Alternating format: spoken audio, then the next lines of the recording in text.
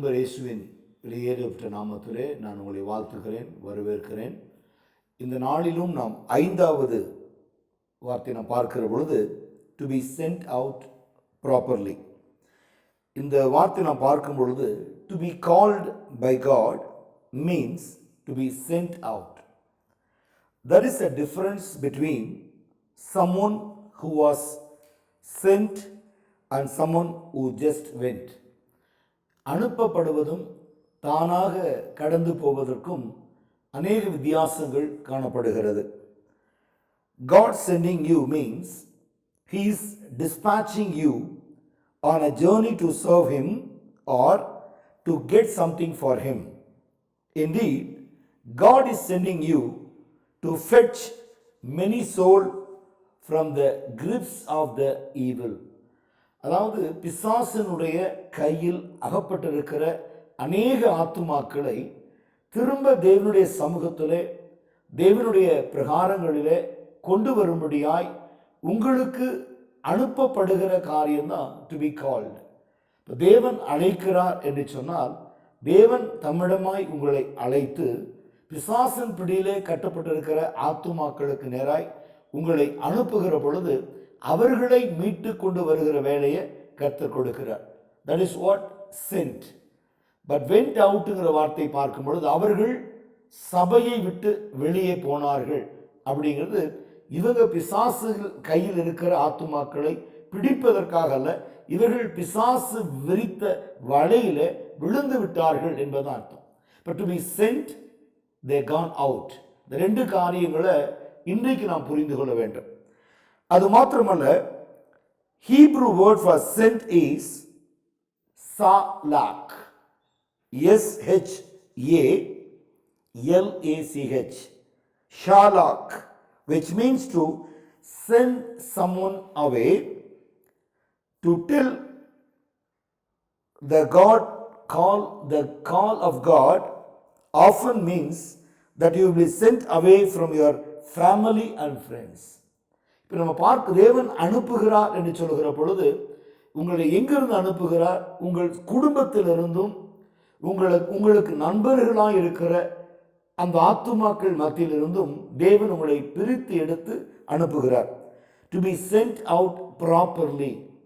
இப்போ உலகத்தோடும் உங்களுடைய குடும்பத்தோடும் அல்லது மற்ற நண்பர்களோடும் ஒரு உறவு தொடருமானால் தேவனாகிய கர்த்தர் உங்களை அனுப்புவதில் இஸ் இம்ப்ராப்பர். அப்போ ப்ராப்பராக உங்களை அனுப்ப முடியாது.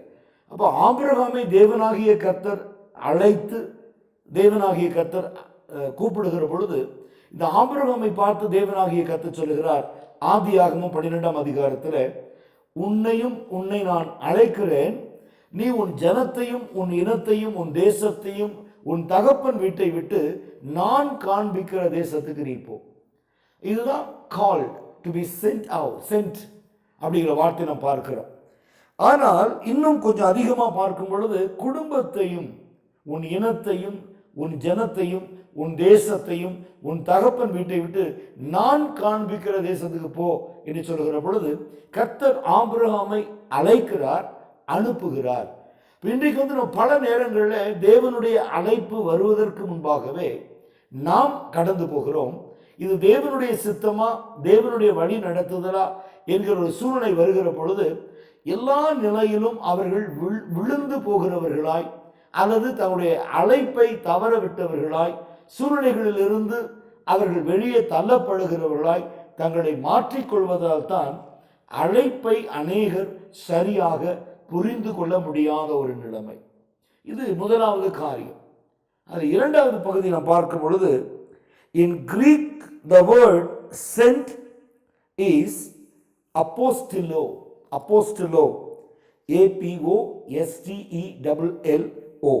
which means to set someone apart and send someone out properly on a mission. Many people are not sent out properly and this affect their entire ministry. ஒரு தேவன் அனுப்பாவிட்டால், தேவன் உங்களுக்கு உத்தரவு கொடுக்கவில்லை என்று சொன்னால் இவர்கள் கடந்து போவார்களானால் அவர்களும் சரி, அவர்கள் ஊழியமும் சரி, அது எல்லா மனுஷன் முன்பாக அது வெட்கத்தை கொண்டு வருகிறதாய் காணப்படும். அதற்கான வேத எழுத்துக்களை நான் பின்வரும் பகுதியில் சொல்லிக் கொடுக்கிறேன். You must strive to be sent out properly.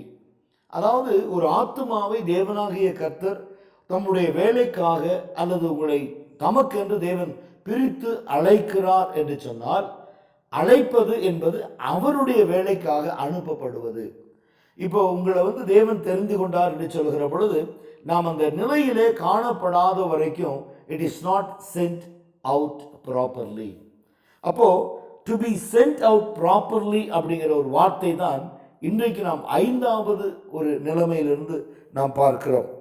அப்போ indeed every minister must still to be ordained and sent out properly. It is this proper sending that ensure a blessing on the work you do.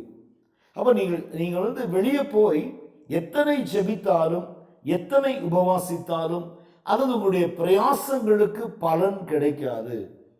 உங்களுக்கு அந்த ஆசீர்வாதங்கள் இருக்காது. அது ஆசீர்வாதத்திற்கு பதிலாக அது சாபத்தை கொண்டு வரும். இந்த உலக பிரகாரமான வேலைகள் நாம் பார்க்கும் பொழுது எத்தனையோ காரியங்களை நாம் பார்க்கிறோம். ஒரு வேலைக்கு போவோம் என்று சொன்னால் அது நாம் எடுக்கிற முடிவு, நாம் எடுக்கிற தீர்மானம், நம்முடைய சூழ்நிலைகள், குடும்பத்தினுடைய தேவைகள், இப்படி பல பல பல காரியங்கள் அது உள்ளடங்கியதாய் காணப்படுகிறது. ஆனால் தேவனுடைய வேலைக்கென்று தேவனாகிய கர்த்தர் ஒரு ஊழியத்தை அல்லது ஊழியக்காரனை தேவனாகிய கர்த்தர் அழைக்கிற பொழுது அல்லது அனுப்புகிற பொழுது அது அனுப்பப்படுகிற நோக்கம் சரியாக காணப்பட வேண்டும். ஆதியாகமம் 45ஆம் அதிகாரம் 7வது வசனம். Genesis 45 verses 7. And God sent me before you to preserve you and posterity in the earth and to save your lives by great deliverance என்று நாம் பார்க்கிறோம். அதை நாம் வாசிக்க கேட்போம்.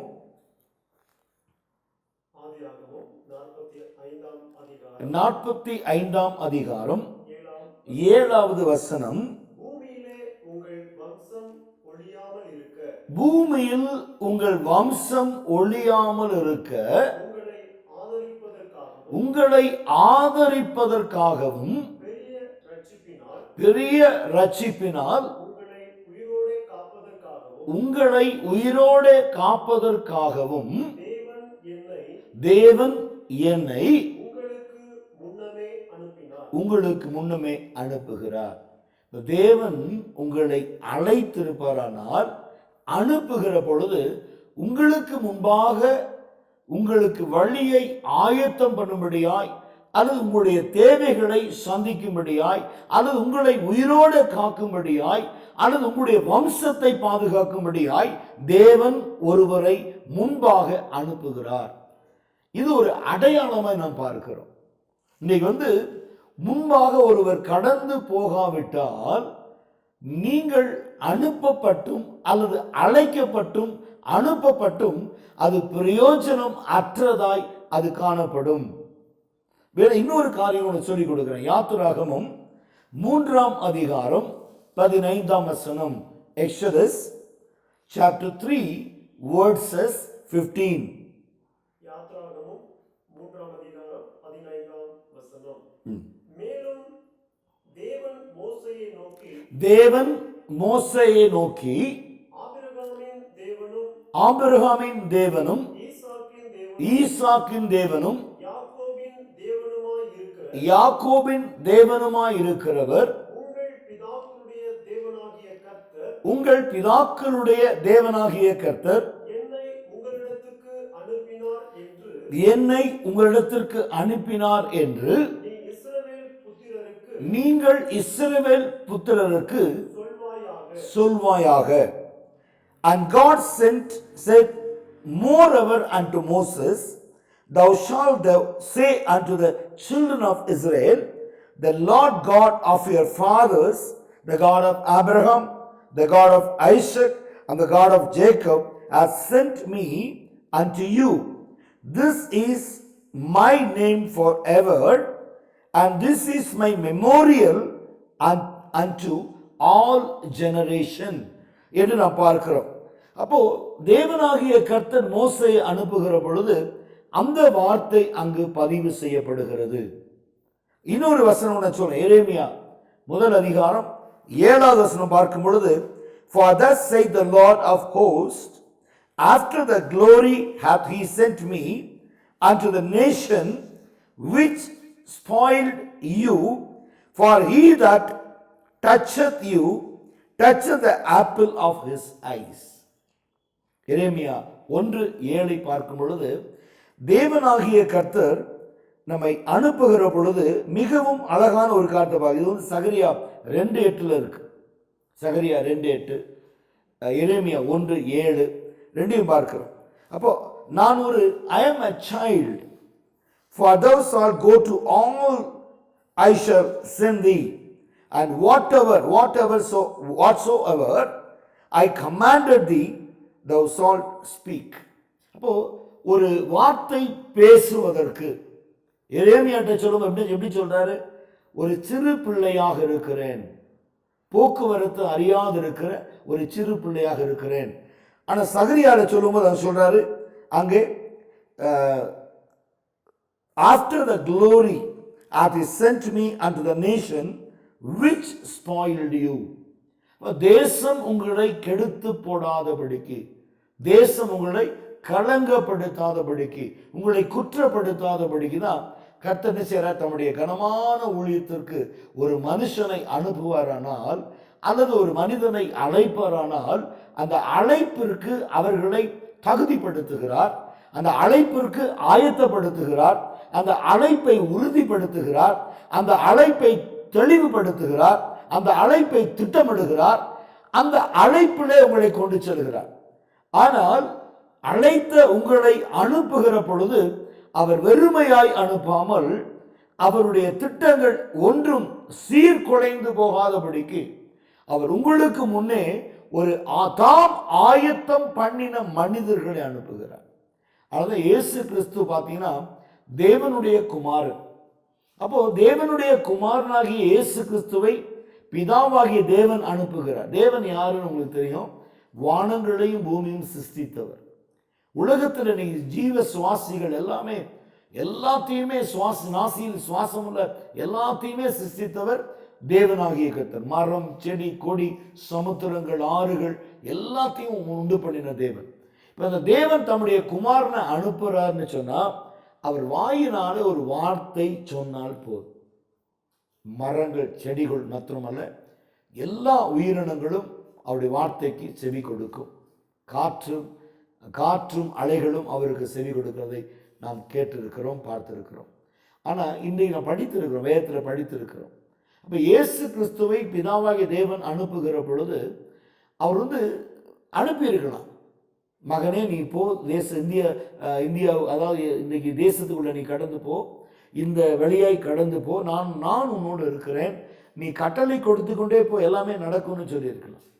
ஆனால் வேதத்தை எடுத்து வாசித்து பாருங்க, ஒரு இயேசு கிறிஸ்து தமது ஊழியத்தை செய்ய ஒரு உலகத்திற்குள்ள கடந்து வருகிற பொழுது தேவனாகிய கர்த்தர் ஒரு யோவான் ஸ்நானகன் என்று சொல்லுகிற ஒரு தேவனுடைய பிள்ளைய முன்பாக அனுப்புகிறார்.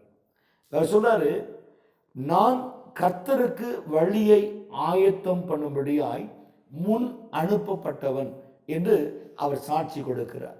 வனாந்தரத்தில் கர்த்தருக்கு வழியை ஆயத்தப்படுத்துங்கள், கர்த்தருக்கு உங்கள் பாதைகளை செவிப்படுத்துங்கள் என்று கூப்பிடுகிறவருடைய சத்தமாய் இருக்கிறேன் என்று யோவான் ஸ்நானகன் கிறிஸ்துவை குறித்து அவருடைய வருகைக்கு முன்பாக கடந்து வந்து சாட்சி சொல்லுகிறார்.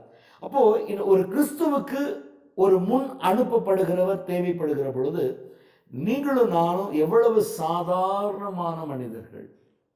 அப்ப நமக்கு முன்னால யாரை தேவன் அனுப்பி இருக்கிறார், யாரை என்ன செய்ய வைத்திருக்கிறார், நீ எத்தனை பேர் சொல்ல முடியும்? இன்றைக்கு எத்தனை பேர் சாட்சி பகிர்ந்து கொள்ள முடியும்?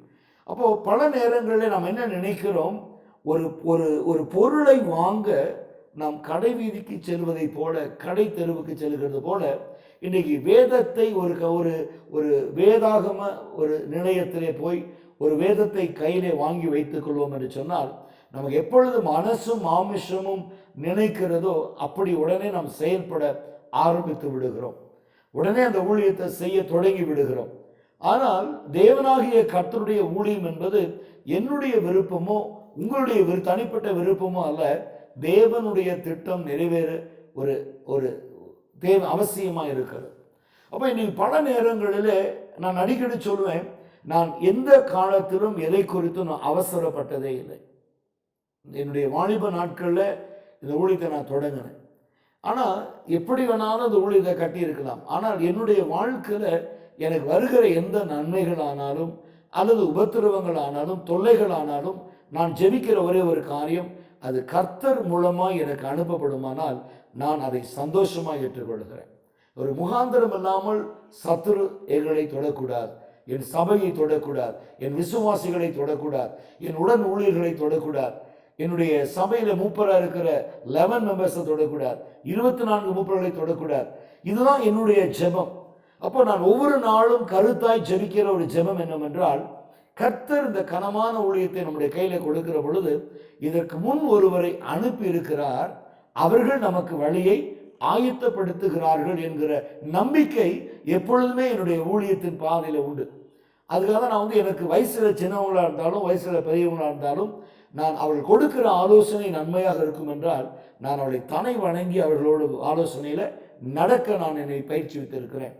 இன்னொரு காரியம் கூட சொல்லிக் கொடுக்குறேன். லூக்கால நீங்கள் பழைய ஏற்பாட்டிலே சொல்றீங்களேன்னு, புதிய ஏற்பாட்டில் லூக்கா 4ஆம் அதிகாரம் 18ஆம் வசனத்தை நாம் வாசித்து பார்ப்போம். அதாவது John chapter 1:6 and John chapter 4:34. இந்த 3 வசனங்களும் நீங்கள் பார்த்தீங்கன்னா லூக்கா 4:18, யோவான் 1:6, ஜான் 4:34. இவைகளை நீங்கள் குறித்து வைத்துக் கொள்ளுங்கள். இதில் 1:6 என்ன சொல்றாரு? There was a man sent from God whose name was John. இதுதான் உங்களுக்கு நான் சொன்ன காரியம். அப்போ தேவனாகிய கர்த்தர் தம்முடைய குமாரனை ஊழியத்திற்கு உலகத்திற்கு அனுப்புகிற பொழுது ஒரு யோவான் தேவைப்படுகிறார். அப்போ இன்றைக்கு நாம் பார்க்கிறோம், ஒரு ஊழியத்தை நாம் தொடங்குகிற பொழுது அல்லது ஒரு ஊழியத்தை செய்ய ஆரம்பிக்கிற பொழுது நம்மை நடத்தி கொண்டு போகிறவர்கள் அல்லது நமக்கு ஆலோசனை கொடுக்கிறவர்கள் அல்லது நமக்கு முன் அனுப்பப்பட்டவர்கள் யார் என்பதை நாம் இதுவரை உணராதிருக்கிறோம். நல்லா கவனிங்க. யோவான் ஸ்நானகன் இயேசுவினிடத்திலே அவன் சொல்லுகிறான், நீர் எனக்கு கையாலே நான் ஞானஸ்நானம் பெற இருக்க நீர் என்னிடத்திலா என்று சொல்லி அவன் முற்றுமுடியை தாழ்த்துகிறான். ஆனால் இயேசுவை குறித்து அறிந்து அவன் சொல்றான், இதோ உலகத்தின் பாவத்தை சுமந்து தீர்க்கிற தேவ ஆட்டுக்குட்டி. அப்போ யோவான் இயேசுவுக்கு முன் அனுப்பப்பட்டதுனால யோவான் இடத்துல எந்த பெருமையோ மேட்டிமையோ காணப்படவில்லை. அவர் தாழ்மையா இருக்கிறார், அவ்வளவு தன்னை தாழ்த்துகிறார். அப்போ இயேசு கிறிஸ்து யோவான் இடத்துல ஞானஸ்நானம் பெற்றுக்கொண்ட பிறகு இந்த அருமையான கனமான ஊழியத்தை இயேசு தொடருகிறார். அப்போ ஞானஸ்நானம் எடுத்து கரை ஏறின உடனே வானத்திலிருந்து ஒரு சத்தம் உண்டாகிறது, இவர் என்னுடைய நேசகுமாரன், இவருக்கு செவி கொடுங்கள், இவரில் நான் பிரியமா இருக்கிறேன் என்கிற சத்தத்தை நாம் கேட்கிறோம். அப்போ Jesus said unto them, my meat is to do all will of him that sent me and to finish his work. John 4:34 இப்படியாய் சொல்லப்படுகிறது. அப்போ பல நேரங்களிலே நம்ம எப்படி காணப்படுகிறோம்? லூக்கா 4:18 கூட நீ வாசித்து பார்த்தீங்கன்னா, he has sent me to heal the broken hearted. நான் இருதயம் உடைந்து போனவர்களை தேற்றும்படி நான் அனுப்பப்பட்டிருக்கிறேன். ஒரு மனுஷனுடைய இருதயத்தை உடைச்சிட்டு நீ போய் செய்கிற ஊழியம் சபிக்கப்பட்ட ஊழியம். ஆனால் தேவன் ஒருத்தர் அனுப்பும் போது அவர் சொல்றாரு, இருதயம் நொறுங்குண்டவர்களுக்கு காயம் கட்டுதலை செய்யும்படியே இயேசு பூமிக்கு ஊழியம் செய்ய வந்தார். அப்போ ஒரு ministry understandable how we should do, when we start, then where we should do. இது it is not an competition. இது பார்த்தீங்கன்னா பல நேரங்களில் பலவிதமான குரூப், இப்போ மிடில் ஈஸ்ட் தேசங்களுக்கு நீங்கள் போவீங்கன்னு சொன்னால் அங்கே டெம்பிள் காம்ப்ளெக்ஸ் என்று இருக்குது, சர்ச் காம்ப்ளெக்ஸ். அங்கே பார்த்தீங்கன்னா பல தேசத்தின் ஜனங்கள், பல மொழி பேசுகிறவர்கள், பல இனம், பல ஜனங்கள் கூடி வருவார்கள். இப்போ அவங்க பார்த்தீங்கன்னா இந்த சபையினுடைய ஆராதனை என்று சொன்னால் அவங்க அந்த சபை ஆராதனைக்கு மட்டும்தான் போவாங்க. சபை முடிந்த பிறகு அவள் கடந்து போய் விடுவார்கள். அங்கே இருந்து நின்று பேசுவதோ, அது தங்களுக்கென்று ஆத்துமாக்களை ஆதாயப்படுத்தி கொள்வதோ, அது தங்களுக்கென்று ஒரு கூட்டத்தை சேர்த்து கொள்வதோ, இப்படி அங்கே வந்து நான் இதுவரைக்கும் நான் வந்து கிட்டத்தட்ட ஆயிரக்கணக்கான சபைகள் அங்கே ஒரே காம்ப்ளெக்ஸில் இருக்குது. ஒரு காலையில் வெள்ளிக்கிழமை காலையில் 5 மணிக்கு ஸ்டார்ட் ஆச்சுன்னா நைட்டு 10 மணி வரைக்கும் சபை நடந்து கொண்டே இருக்கும். ஜனங்க வருவதும் போவதுமாக ஒரு லட்சக்கணக்கான ஜனங்கள் அங்கே கூடு வருவதை பார்க்குறோம். ஆனால் அந்த இடத்துலாம் பார்த்தீங்கன்னா ஜனங்கள் வந்து ஒழுங்கும் கிரமமாய் ஆவியானுடைய நடத்துதலின்படி ஒரு ஆர்த்தடாக்ஸ் பீப்புள் அவர்களுடைய வழிகளை விட்டு விலகாதபடி கடந்து போகிறதையும், அல்லது ஒரு விசுவாச மார்க்கத்தார் கடந்து போவதையும், ஒரு ட்ரெடிஷ்னல் சர்ச்சஸ் கடந்து போவதையும் நம்ம பார்க்குறோம். பல இடங்களில் நான் செய்தி கொடுத்துருக்கிறேன். அந்த இடத்துல பார்த்தீங்கன்னா we never talk about other church or other pastors.